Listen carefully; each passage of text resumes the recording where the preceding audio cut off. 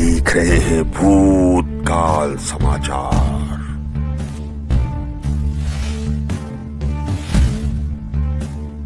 Sir, आपका स्वागत है हमारे चैनल में। मैं हूं आपके साथ अपने गुप्ता। चलिए चलते हैं आज की खास रिपोर्ट पर। अगर आपको हमारी वीडियो अच्छी लगी हो तो प्लीज लाइक करें, शेयर करें एंड सब्सक्राइब करें। Thank you.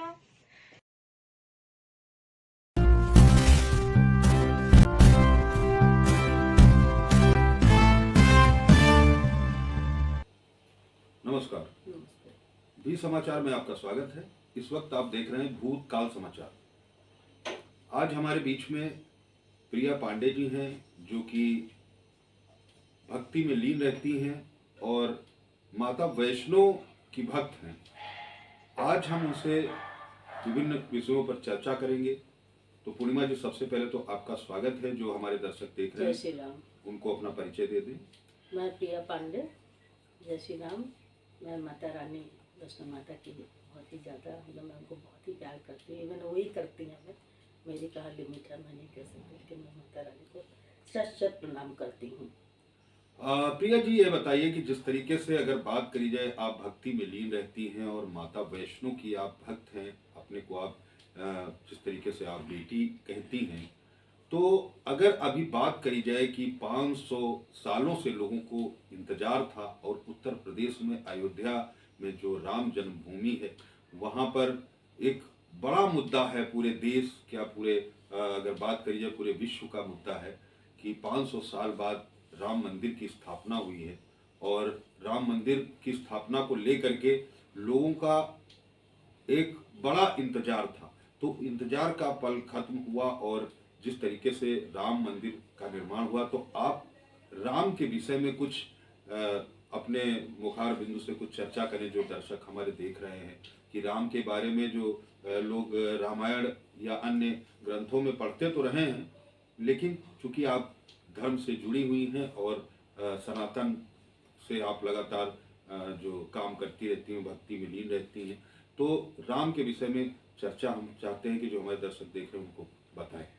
पहले तो जय श्री राम। राम का अर्थ है कि राम प्रभु हैं। पहली चीज तो राम प्रभु हैं, विष्णु भगवान के अवतार हैं।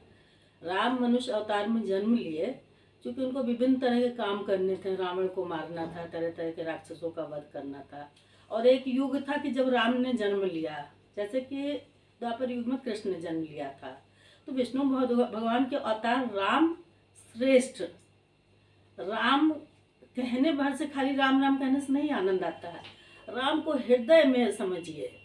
हे राम, कितनी ठंडक मिलती है। 2 बार अगर राम राम कह दिया जाता है किसी से, जैसे हम कहते हैं राम राम, 2 बार राम राम कहने का मतलब होता है 108 बार उच्चारण होना। और हम सब तो कह रहे थे ना, राम आएंगे तो अंगना सजाऊंगी, राम आएंगे, राम आएंगे, राम आएंगे तो अंगना सजाऊंगी, मेरी झोपड़ी के भाग्य आज खुल जाएंगे, राम आएंगे, राम आएंगे तो झोपड़ी के भाग्य आज खुल जाएंगे, राम आएंगे तो अंगना सजाऊंगी। राम आ गए। राम आ गए कहने का ये मतलब है, राम तो सदैव से रहे हैं। राम कब नहीं थे? कौन सा समय ऐसा रहा कि जब राम नहीं थे? चाहे वो मेरे बाबा रहे हों, उनके बाबा रहे हों, उनके पापा रहे हों, राम तो सदैव आपके हृदय में वास करते हैं। भगवान ने स्वयं कहा है कि मैं ऐसी जगह चुपता हूँ। जब भक्तों ने उन्हें दौड़ाया, धरती पे आए और नारद भगवान एकदम से घबरा गए। भाई, कोई भी आदमी, आपको और हमको भी किसी ने अगर इकट्ठा छेक लिया तो क्या करेंगे? हम लोग भागेंगे ना। तो भगवान वन में, जंगल में भागे। तो नारद ने पूछा, प्रभु ये क्या है, आप कैसे छुप रहे हो? तो राम ने कहा, मैं ऐसी जगह वास करूंगा जहां लोग जब चाहें जब हमें पालें। तो राम तो हमारे हृदय में। उन्होंने कहा, मैं व्यक्ति के हृदय में वास करूंगा। जब आप सोचोगे, समझोगे और दिल से पुकारोगे। मैं नहीं जानती मैं भक्ति करती हूँ या नहीं करती, ये तो भगवान ही जान सकता है। लेकिन सच्चाई ये है कि राम तो हृदय में है। राम को देखने की क्षमता होनी चाहिए, राम से वार्तालाप करने की क्षमता होनी चाहिए।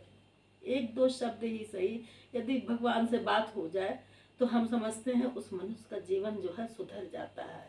और राम राम ही कह, राम राम कहूँ राम सनेही, फिर कहूँ राम लखन बैदेही। ये प्रभु श्री राम ने कहा है कि राम राम कहूँ राम सनेही। क्यों? पहले मेरे भक्त को राम राम करो, फिर मुझे प्रणाम करो, क्योंकि मेरा भक्त मेरे से ज्यादा बड़ा है। प्रिया जी, जिस तरीके से बात करी जाए अगर राम की, तो अगर रामायण से हम चलते हैं रामायण की ओर, तो रामायण में जिस तरीके से जो लिखा है या जिस तरीके से उन्होंने जो उनके साथ घटनाएं हुई, जैसे उन्होंने 14 वर्ष का वनवास किया, और अगर बात करी जाए कि राम के बारे में बहुत सारे लोग जानते हैं और बहुत सारे लोग सिर्फ सुन के ही जानते हैं, जिन्होंने पढ़ा नहीं, तो कहीं ना कहीं अगर बात करी जाए कि कुछ चीज़ें ऐसी आती हैं कि जो दूसरे धर्म के लोग हैं कहीं ना कहीं वो इस तरीके की टिप्पणियां उठाते हैं कि धर्म के बारे में, कि जिस तरीके से राम ने सीता को का परीक्षण लिया और सीता को छोड़ दिया, सीता को किसी के कहने पर उन्होंने बाहर कर दिया। तो इस तरीके की जो चर्चाएं होती हैं, अन्य धर्म के लोग चर्चा करते हैं, तो ये एक अगर राम की बात करी जाए कि राम भगवान थे, राम पुरुषोत्तम थे, तो इन सब चीज़ों के साथ ये जो बातें आई, इस पर कुछ अपना जो दर्शक देख रहे हैं उनको थोड़ा सा आप अपने। देखिए, राम ने तो जन्म ही इसीलिए लिया था। राम ने जन्म क्यों लिया था कि संसार में, राम जन्म होते ही संसार में खुशियां छा गई थी। मतलब पेड़ पल्लों भी खुशी से झूम उठते थे, शेर हाथी भी चिंगाड़ते और दहाड़ते थे। राम ने जन्म लिया संसार को एक दिशा देने के लिए, क्योंकि संसार जब बहुत ज्यादा पापमय हो जाता है तो फिर किसी प्रभु को किसी न किसी रूप में अवतार लेना पड़ता है। वो तो 10 अवतार लिए थे और अभी एक बाकी है जो लेना है कल के अवतार उनको, वो भी कलयुग के लास्ट में लेंगे एकदम। राम ने जो भी किया, चाहे वो सीता माता को उन्होंने, रावण के साथ गई सीता, तो रावण के साथ सीता नहीं गई थी, सीता की परछाई गई। तो रावण की तो हिम्मत ही नहीं, तो रावण बहुत बड़ा ज्ञानी था, ठीक है, लेकिन रावण की क्या हिम्मत थी? क्या रावण सीता को छू सकता था? सीता की परछाई गई थी, वो तो अग्नि में समाहित हो गई थी, उनको राम ने रख दिया था अलग करके। तो और सीता को जब उन्होंने बाद में वन आने के बाद, रावण के यहाँ से आने के बाद वन में भेजा, तो सिर्फ इसलिए कि ये कलयुग में होने वाला है। लोग इससे शिक्षा लें कि जो कलयुग में होने वाला है वो मैं अपने खुद प्रभु का अवतार होके मैं कर रहा हूँ। आने वाले समय में लोगों को यही झेलना पड़ेगा। रही धर्म की बात, तो धर्म तो मानने मनाने की है। धर्म सबका, सच पूछे तो सूरज एक है, चंदा एक है, धरती एक है, सब कुछ एक है। लेकिन अब चूंकि धर्म बना है हिंदू मुस्लिम सिख ईसाई, तो हम ये नहीं जानते, हम ये जानते हैं कि धर्म धर्म है, जो जिस धर्म को माने, हमें कोई मतलब नहीं उससे, लेकिन हम अपने धर्म को प्रणाम करते हैं। क्योंकि मैं हिंदू में, ऊपर से ब्राह्मण खानदान में पैदा हुई हूँ, तो मैं राम को सिर्फ प्रभु के रूप में देखती हूँ, बस मनुष्य के रूप में नहीं, सिर्फ प्रभु के रूप में। शिक्षा उन्होंने जगह जगह दी लोगों को, यही शिक्षा दी कि आगे आने वाले समय में आप देखिए कलयुग में, अभी तो स्टार्टिंग है कलयुग का, कितना पाप हो रहा है, क्या नहीं हो रहा। इसी चीज को राम ने शिक्षाप्रद बनाया, शिक्षा दी लोगों के, इस तरह से आने वाले समय में लोगों के साथ होगा। प्रिया जी, जो आपने कहा कि जिस तरीके से राजा दशरथ के 4 पुत्र थे, तो राजा दशरथ के 4 पुत्र थे, आखिरकार राम का ही नाम क्यों कहा गया, राम को ही प्रभु क्यों कहा गया? 4 जो 3 और पुत्र थे, वो भी तो उसी समय थे और उनके अंदर भी तो कहीं ना कहीं जो संस्कार थे वही संस्कार थे। इसलिए कि राम विष्णु के अवतार थे, और ये तीनों भाई जो है, एक शंख थे, एक चक्र थे, एक शेषनाग थे। तो ये तीनों ने भी कहा कि नहीं प्रभु, मैं भी आपके साथ चलूंगा। शंख चक्र और शेषनाग, लक्ष्मण शेषनाग का अवतार थे। शत्रुघ्न जो है शंख में थे, भरत चक्र में थे, क्योंकि इन्होंने कहा कि मैं आपको नहीं छोड़ सकता हूँ। तो आप देखिए विष्णु भगवान शेषनाग पे सोते हैं ना, तो लक्ष्मण हर वक्त राम जी के साथ थे, चाहे वो वन में गए। शंख और चक्र, क्या आप समझते हैं कि भरत और शत्रुघ्न ने नहीं त्यागा था? भरत ने भी कुटिया बना के अलग रहा था 14 साल। शत्रुघ्न ने भी अपनी पत्नी को त्याग दिया था 14 साल। इन चारों को मिलाकर राम प्रभु थे और ये इनके तीनों हिस्सा थे, जैसे शंख चक्र पद्म गदाधारी जिनको कहते हैं विष्णु भगवान।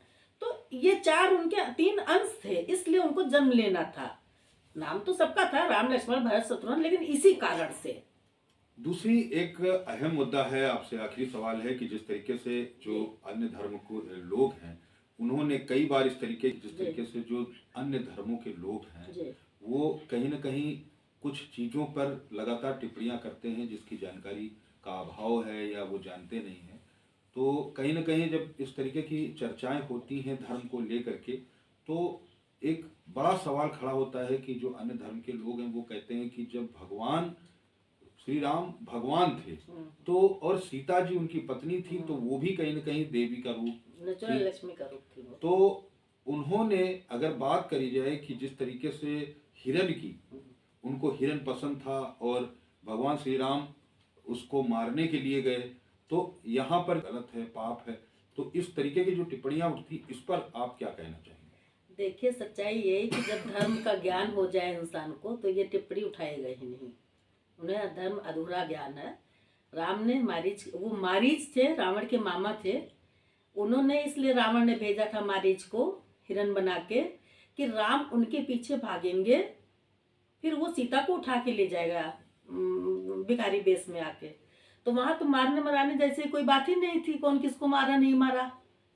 वो तो एक छल था और छल से ही तो उसने कहा हे राम, तभी तो लक्ष्मण दौड़ के गए। सीता मना लक्ष्मण जो है मना करते रहे कि नहीं जाऊंगा, लेकिन सीता ने कहा नहीं चाहिए, आपके भैया कष्ट में है। तो वहां तो ऐसे जीव हत्या वाली बात ही नहीं थी, वो तो एक छल था। भाई रावण का मामा था मारीच, छल से आप किसी के आप कुछ भी कर देते। बहुत लोग छल करते एक दूसरे से, लेकिन वो एक ऐसा समय था जहां प्रभु ने जन्म लिया और मारीच ने ये प्रभु से मांगा था कि मुझे आपके हाथ से ही मरना है। इवन रावण ने भी इसीलिए सीता को उठाया कि हे प्रभु, मैंने आपसे मित्रता बहुत कर ली, अब मैं आपसे दुश्मनी करूंगा, क्योंकि नहीं तो आप हमें नहीं मारेंगे। क्योंकि जब तक आप देवता की शरण में रहोगे तब तक देवता आपको थोड़ी ना मारेगा। देवता क्यों मारेगा? कोई ना कोई इंसान मारे तो मारे, वो भी देवता शरण में रहने में कोई किसी को नहीं मारता है। तो ये छलता, लोगों को धर्म का ज्ञान नहीं है। अगर सच्ची में धर्म का ज्ञान है तो उनको ये चीज समझना चाहिए कि वो एक छल था और मारीच ने मांगा था कि हे प्रभु, मेरी मौत आपके हाथ से ही हो। जी तो बहुत बहुत धन्यवाद प्रिया जी जो आप हमारे चैनल